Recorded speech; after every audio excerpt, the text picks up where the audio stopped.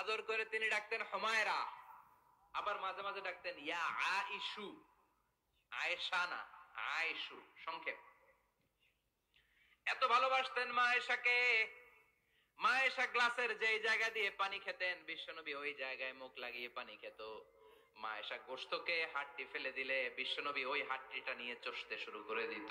সুবহানাল্লাহ। এক বালতি থেকে পানি নিয়ে দুইজনে গোসল করত। আবার বিশ্বনবীর সাথে সাথে মাঝে মাঝে বায়না ধরতো, মাঝে মাঝে রাগও করতো। সুবহানাল্লাহ কোন? স্বামী স্ত্রীর মধ্যে একটু রাগ আছে না নাই? রাগ থাকলে ওইটারে আবার ভালোবাসায় পরিণত করে দেয় কে? রাগ না থাকলে ভালোবাসা তো ভালোবাসাই না। রাগ থাকতেই হবে, তাইলেই ভালোবাসার মর্ম বোঝা যায়। চিল্লায় বলেন ঠিক কিনা? ক্ষুধা না থাকলে খাবারের মর্যাদা বোঝা যায় না। সারাদিন পেট ভরা, খাওয়ার মজা বুঝবেন? ক্ষুধা, প্রচন্ড ক্ষুধা, তৃষ্ণার্ত, লেবুর শরবত পাইলে অমৃতের মতো লাগবে। প্রচন্ড ক্ষুধা, হাজি বিরিয়ানি পাইছেন এক প্লেট, ইচ্ছে মতো খাবেন, কিন্তু পেট ভর্তি, হাজি বিরিয়ানি খাওয়া যাবে? এজন্য রাগ না থাকলে ভালোবাসা যে কত দামি, ভালোবাসা যে আল্লাহর পক্ষ থেকে কত বড় নেয়ামত বোঝা যায় না। মাঝে মাঝে মা আয়েশা রাগ করতেন, শুনতেছেন? জি।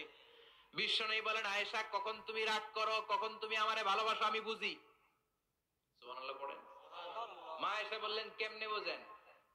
বিশ্ব নেই বললেন যখন তুমি রাগ করো তখন নামাজের পরে দোয়ার মধ্যে বলো, ও ইব্রাহিম আলাইহিস সালামের আল্লাহ আপনি আমার উপর দয়া করেন। তার মানে তুমি রাগ করে আছো, আমার নাম নাও নাই।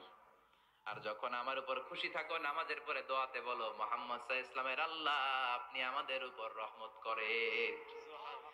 তার মানে খুশির সময় তুমি আমার নাম নাও, রেগে গেলে অন্য নবী দেওয়ার দোয়া সেরা দাও, রেগে গেলে আমার নামটা নাও না। মা এসে বলে, নবী গো আমি তো শুধু নামটাই মুখ দিয়ে নেই না, কিন্তু কলিজা থেকে তো আপনারে বাদ দিতে পারি না। আল্লাহু আকবার। কি ভালোবাসা!